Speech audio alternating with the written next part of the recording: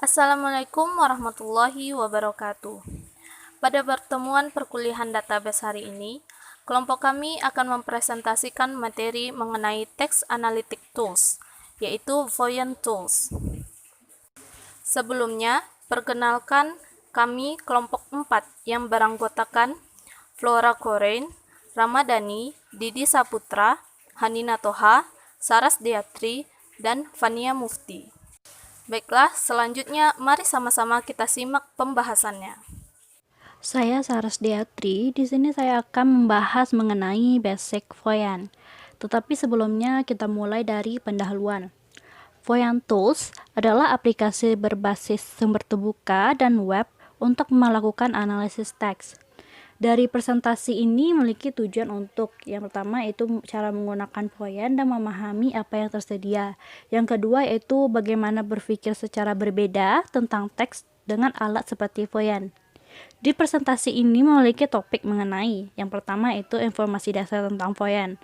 Yang kedua itu cara membuat atau menggunakan korpus Voyant terutama dengan URL dan unggahan file. Yang ketiga itu cara mulai menjelajahi korpus di Voyant, alat seperti alat default dan interaksinya. Yang keempat itu menggali lebih dalam tentang fungsionalitas Voyant seperti pencarian daya, bekerja dengan GERD, dan alat tambahan. Yang kelima itu Beyond Voyant, yaitu mengekspor data, membuat bookmark, alat penyematan di tempat lain. Yang keenam yaitu Getting Involved, yaitu sebagai pengguna, pengembang, penerjemah, dan penyedia konten. Yang ketujuh yaitu Fuchsia Direction, seperti Spiral Notebook.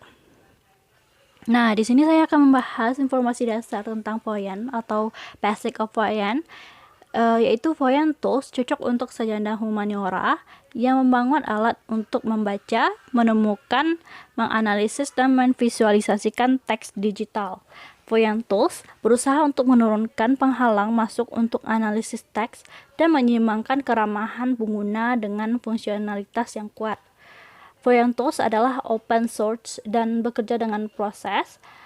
Voyant Tools memiliki keuntungan karena dapat bekerja dengan hampir semua bahasa, tetapi memiliki kelemahan karena ia hampir tidak bisa memiliki fungsi khusus bahasa seperti perlu analisis semantik. Voyant Tools sebagai alat untuk eksplorasi dan untuk membantu praktik interpretatif. Voyant Tools alat fungsional yang cocok untuk penggemar Python dan Jupyter Notebook, dan juga Voyant dirancang untuk diintegrasikan ke dalam proses penelitian kolaboratif.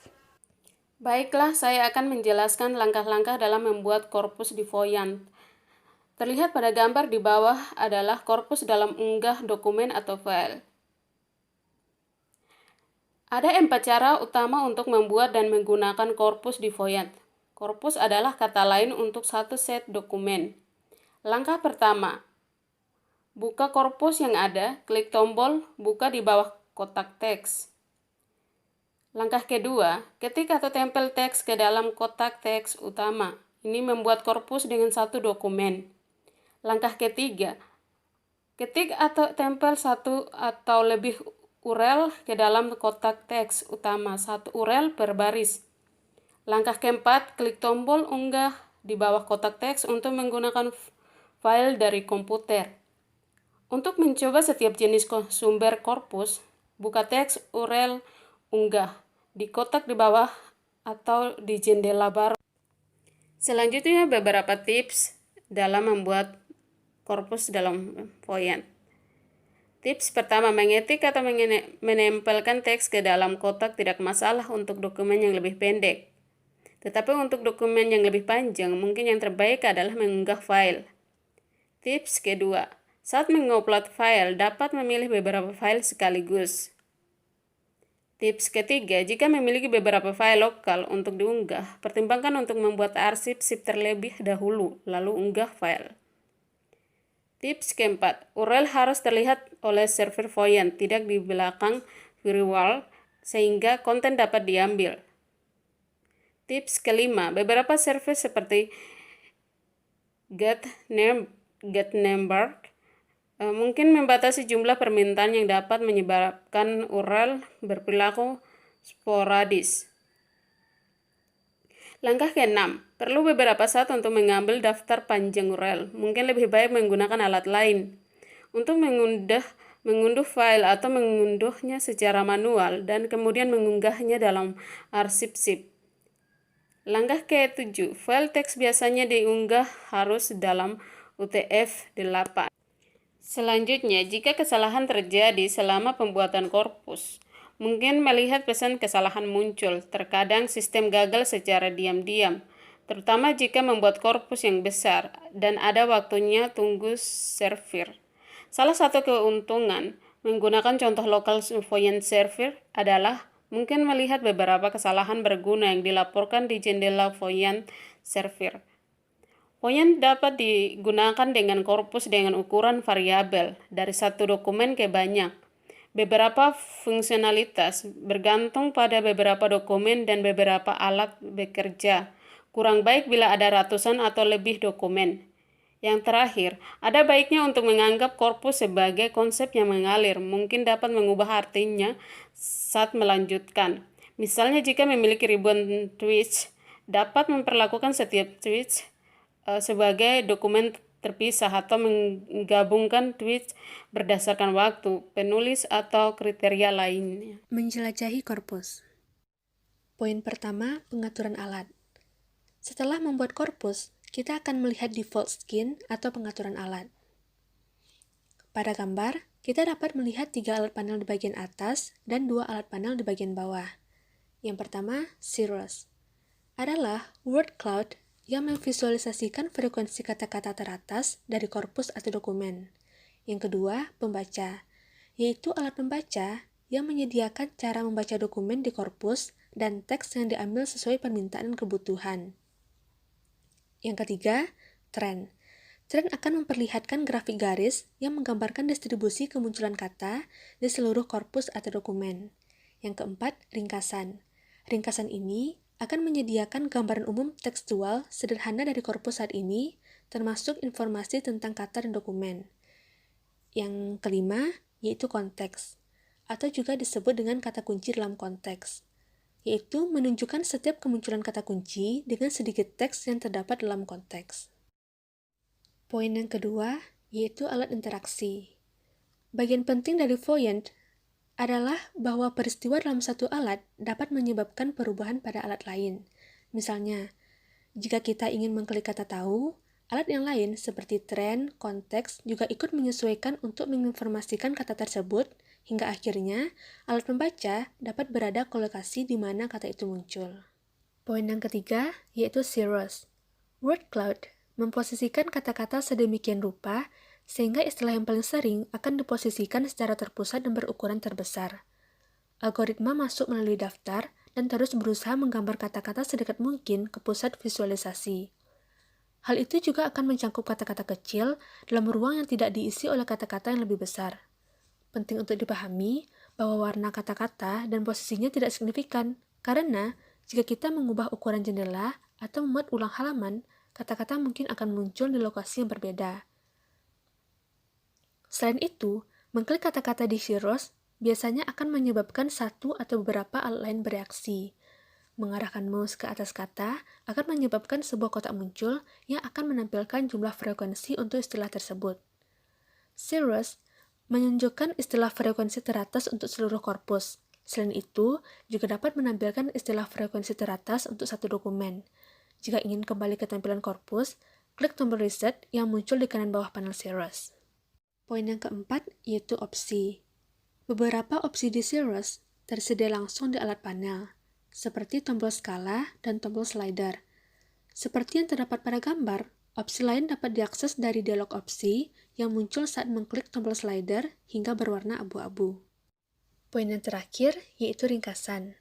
Seperti yang telah dijelaskan sebelumnya, ringkasan ini memberikan gambaran umum sederhana dan tekstual dari korpus saat ini. Berdasarkan gambar, dapat kita lihat ringkasan menampilkan 7 kategori informasi.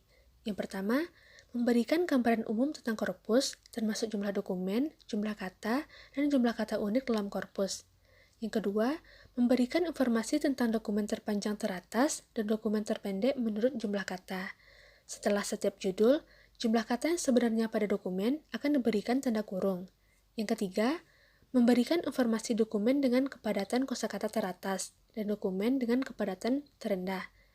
Setelah setiap judul, kepadatan kosakata untuk dokumen tersebut akan ditunjukkan dalam tanda kurung. Yang keempat, menunjukkan perkiraan jumlah rata-rata kata per kalimat, baik nilai tertinggi maupun terendah. Yang kelima, menunjukkan 5 kata yang paling sering dalam korpus, dengan frekuensinya ditunjukkan di sebelah kanan dalam tanda kurung. Yang keenam, menunjukkan 5 kata dengan frekuensi puncak yang paling menonjol. Yang ketujuh, menunjukkan 5 kata paling menonjol dari setiap dokumen. Baiklah, saya akan melanjutkan pembacaan materi tentang digging deeper atau mengenal lebih dalam. Digging deeper memiliki 4 komponen. Yang pertama, search atau pencarian. Contoh yang bagus dari pencarian adalah pencarian yang didukung di beberapa alat termasuk pembaca, tren, dan konteks dalam tampilan default. Mungkin untuk mencari satu kata, tetapi pencarian lebih lanjut juga didukung dengan sintaks khusus atau mengarahkan kursor ke tanda tanya di kotak pencarian menunjukkan contoh sintaks. Yang kedua, crits atau kisi. Contoh lain dari kekuatan yang agak tersembunyi di antara muka Voyant dapat ditemukan di berbagai besar alat berbasis kisi atau yang terlihat seperti konteks dalam tampilan default. Yang ketiga, editation tool atau alat tambahan. Tampilan default Voyant atau skin menunjukkan kumpulan dari 5 komponen. Komponen yang pertama adalah alat pertama. Alat pertama di atas baris adalah alternatif yang direkomendasikan. Yang kedua, alat korpus menampilkan data tentang korpus secara keseluruhan. Yang ketiga, alat dokumen menampilkan data tentang dokumen individu. Yang keempat, visual alat menjadikan tanggal sebagai bagan atau grafik dan bentuk visual lainnya. Yang kelima, alat kisi menjadikan data terutama dalam bentuk tabel. Yang keenam, lainnya berbagai bentuk penyajian data. Voyant memiliki 3 bagian. Yang pertama, Voyant dirancang untuk marking. Kedua, importing data. Yang ketiga, embedding Voyant. Selanjutnya, get involved atau terlibat. Voyant sebagai proyek berbasis komunitas yang diperkaya oleh laporan bug dan permintaan fitur. Yang terlibat di dalam Voyant ini terdiri dari user atau pengguna, kontribusi kode dari pengembang atau developer, penerjemah antarmuka atau translator, dan penyedia konten yang mengintegrasikan Voyant ke dalam platform mereka. Pada translator atau penerjemah, antarmuka Voyant telah diterjemahkan sebagian atau seluruhnya dari bahasa Inggris ke berbagai bahasa, termasuk bahasa Arab, Bosnia, Ceko, Kroasia, Prancis, Ibrani, Italia, Jepang, dan Serbia. Sehingga, Voyant adalah cara terbaik bagi pengguna baru dimanapun di dunia untuk mulai bereksperimen dengan analisis teks. Materi selanjutnya, roadmap. Voyant adalah upaya berkelanjutan dan selalu menyesuaikan beberapa prioritas, seperti 1. Menangani bug, 2. Meningkatkan ketahanan aplikasi, terutama untuk beberapa pengguna bersamaan, 3. Menambah fitur yang diminta, khususnya pada pemantauan kemajuan untuk pembuatan korpus. Hal ini penting untuk korpora yang lebih besar. Kemudian, mekanisme pengelompokan kata yang lebih berguna dan didukung secara luas, yaitu dengan membuat daftar kata sederhana yang dapat berfungsi sebagai satu unit.